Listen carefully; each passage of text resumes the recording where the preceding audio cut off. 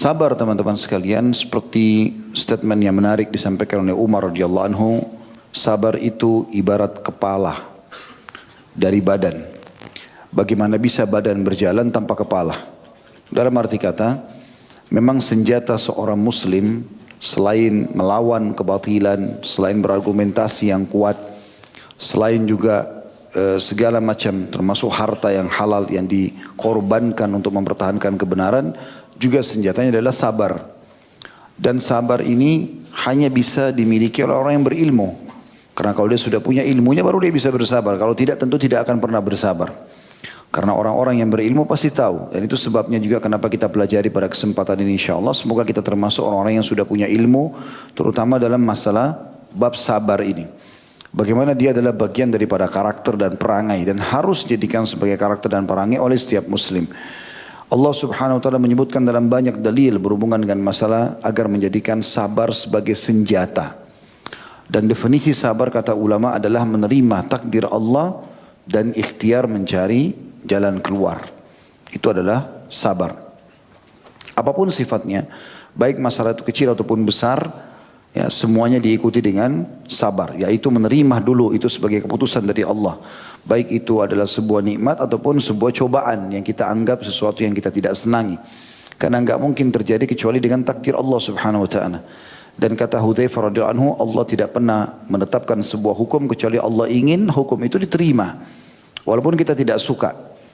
Ya, apapun sifatnya, gangguan orang, orang utang tidak bayar, orang mencaci maki, hilangnya harta, bangkrutnya harta, hilangnya orang yang kita cintai, semua itu adalah cobaan Allah subhanahu wa ta'ala. Allah timpakan kepada hambanya yang dia inginkan. Dan disitulah Allah menguji hambanya. Dia sabar atau tidak. Kita akan dengarkan insyaAllah beberapa dalil atau banyak dalil. Juga contoh-contoh tentang masalah sabar ini. Yang pertama diangkat oleh penulis ini adalah firman Allah yang maha suci dan maha pemurah. Dalam surah Al-Imran ayat 146. A'udzu billahi minasyaitonir rajim. Wa ka'ayyin min nabiyyin qatala ma'ahu ribbiyuna katsir. قاتل معه ربيون كثير فما وهنوا لما أصابهم في سبيله وما ضعفوا وما استكانوا والله يحب الصابرين. Dan betapa banyak nabi yang bersama mereka berperang sejumlah besar dari pengikutnya yang bertakwa. Mereka tidak menjadi lemah karena bencana yang menimpa mereka di jalan Allah. Dan tidak lesu dan tidak pula menyerah kepada musuh. Dan Allah menyukai orang-orang yang sabar. Jadi kita ambil potongan akhir ayat ini. Wallahu yuhibbus sabirin. Allah sangat mencintai orang-orang yang sabar. Berarti Allah menciptakan cobaan agar hambanya sabar. Menerima itu sebagai keputusan dari Allah. Kemudian dia ikhtiar cari jalan keluar. Tentu tidak akan ada makna dan garam kehidupan kita. Maksudnya kayak makanan itu ada garamnya. Tidak akan ada kenikmatannya kalau tidak ada cobaannya. Kalau semua mulus-mulus saja tidak enak. Misal teman-teman sekolah dari SD sampai kuliah nggak pernah ada ujian. Nggak cocok juga. Karena kita tidak pernah tahu kualitas kita seperti apa. Cobaan yang datang itu akan menunjukkan kualitas kita. Disitulah juga kita akan mengupgrade, meningkatkan kualitas skill kita ya. Potensi yang ada dalam diri kita. Cobaan itu akan memaksa itu.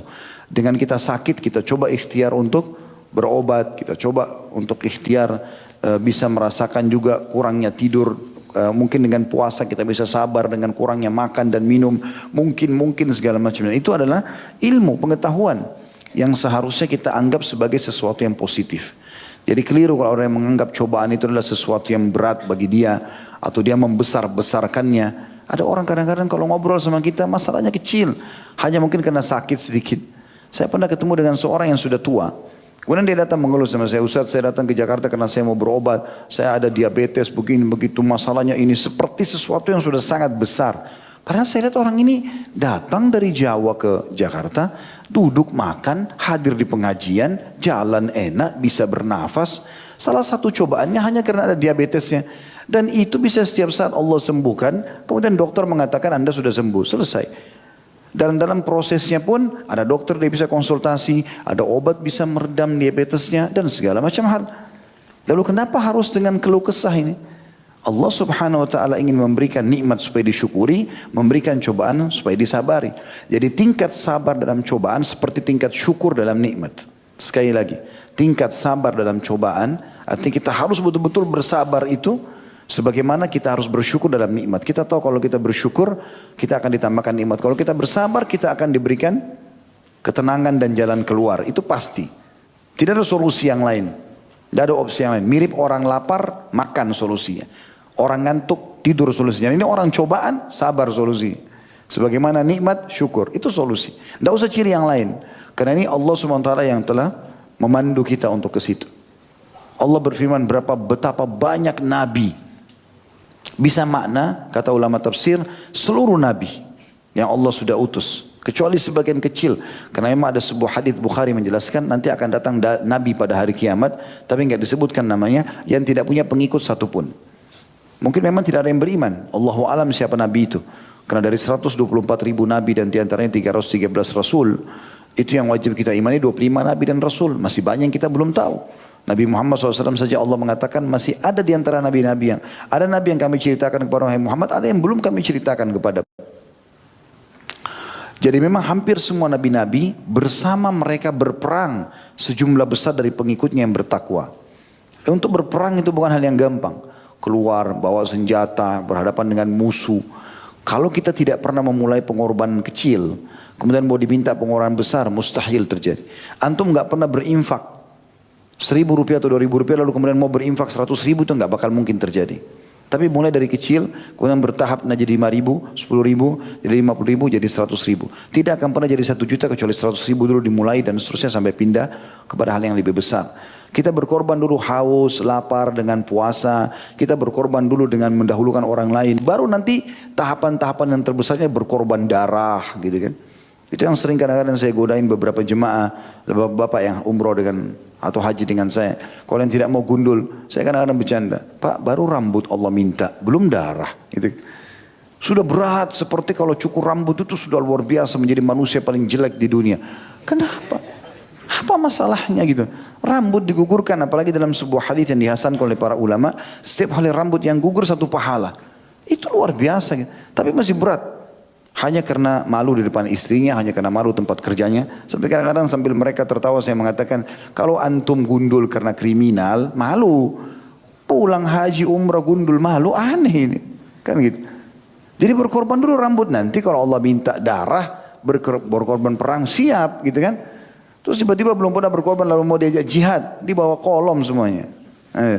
Gak bakal berani gitu loh. Nah para sahabat dilatih oleh Nabi SAW untuk biasa berkorban, ya, berkorban waktu, berkorban tenaga, berkorban harta, berkorban perasaan, segala macam hal seperti itulah. Nah di sini dikatakan nabi-nabi itu yang ikut bersama mereka berperang adalah orang-orang yang bertakwa. Memang sudah sampai pada tingkat dia mengenal Tuhannya dan ingin mengejar janji-janji Allah Subhanahu Wa Taala. Mereka tidak menjadi lemah karena bencana yang menimpa mereka di jalan Allah. Di sini makna yang paling dekatnya adalah bencana dalam jihad. Karena di sini Allah menyebutkan di potongan awal ayat adalah perang. Jadi kayak misalnya tinggalin keluarga, tinggalin pekerjaan, itu kan kepikiran gitu kan. Orang biasa pergi haji umroh saja tidak pernah lepas handphonenya, hubungi kerjaan ini, kerjaan itu. Ini jihad bisa terputus kontak gitu kan. Bisa kembali, bisa enggak. Iya kalau langsung masuk medan perang lalu ditebas lehernya mati. Kalau dipotong dulu tangannya, dicungkil matanya, kan segala macam. Banyak hal yang bisa terjadi gitu kan. Ya, seperti Asim radhiyallahu anhu, insyaallah nanti kita akan bahas hari Sabtu nanti tablik akbarnya. Bagaimana beliau dibunuh oleh musuh dan berusaha untuk diambil batok kepalanya, gitu kan. Dipotong untuk diberikan kepada tokoh-tokoh Mekah, gitu kan, supaya ditebus, ya, supaya dibayar. Dan banyak sahabat-sahabat Nabi yang menghadapi masalah-masalah seperti itu. Tapi karena mereka nanti di closing hadisnya, penutupan ayatnya dijelaskan mereka sabar, maka mereka tidak lemah. Mereka tidak menjadi lemah karena bencana yang menimpa mereka di jalan Allah. Yang puncaknya adalah jihad, setelahnya adalah semua bencana di jalan Allah. Bencana dalam menuntut ilmu, ya, mungkin godaan orang, dihina segala macam, ditolak ilmunya, apalah. Mungkin dalam perdagangan gagal usahanya, mungkin dalam rumah tangga dia harus nasihatin pasangannya, mungkin anak-anaknya dia bersabar dalam memperbaiki mereka. Ini semua adalah bencana di jalan Allah Subhanahu Wa Taala yang kita disuruh bisa melaluinya. Tantangan hidup itu untuk dihadapi, bukan dihindari. Percuma. Kalau untuk menghindari percuma. Akan ada tantangan yang lain Allah berikan. Tapi kalau yang benar adalah kalau ada tantangan depan mata, hadapi. kita hadapi, dan senjata terkuat adalah sabar. Terima dulu itu takdir Allah, kemudian kita ikhtiar cari jalan keluarnya. Seperti itulah. Dan tidak juga lesu dan tidak pernah menyerah kepada musuh. Dia tidak pernah menyerah kepada syaitan, manusia dan jin yang berusaha melemahkan iman, menggoyahkan, ya.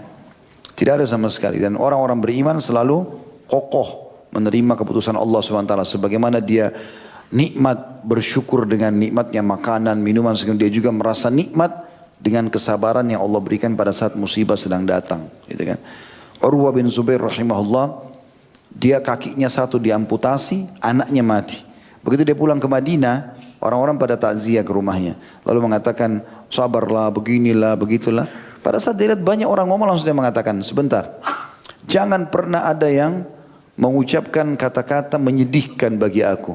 Karena ketahuilah, Allah telah memberikan aku 4 atraf. Atraf itu kayak 2 tangan, 2 kaki. Allah ambil 1, saya masih punya 3. Alhamdulillah. Allah berikan saya 4 anak. Allah ambil 1, saya masih punya 3. Alhamdulillah. Jadi luar biasa bagaimana mereka bisa melihat justru dari sisi yang lain. Pada saat sebuah nikmat Allah angkat, Allah berikan masih banyak nikmat yang tertinggal, kan begitu. Seperti tadi misalnya, saya kasih contoh, ada orang mungkin belum punya kerjaan, tapi kan Allah masih kasih dia mata, masih kasih telinga, masih kasih tangan, masih kasih waktu, masih bisa tidur, masih bisa makan, masih banyak temannya. Ada orang punya keluarga, cuma tidak ada kerjaan, itu saja. Baik, sabarlah. Coba terima sebagai putusan Allah, tetap ikhtiar, cari jalan keluar, kan seperti itu. Dan seterusnya.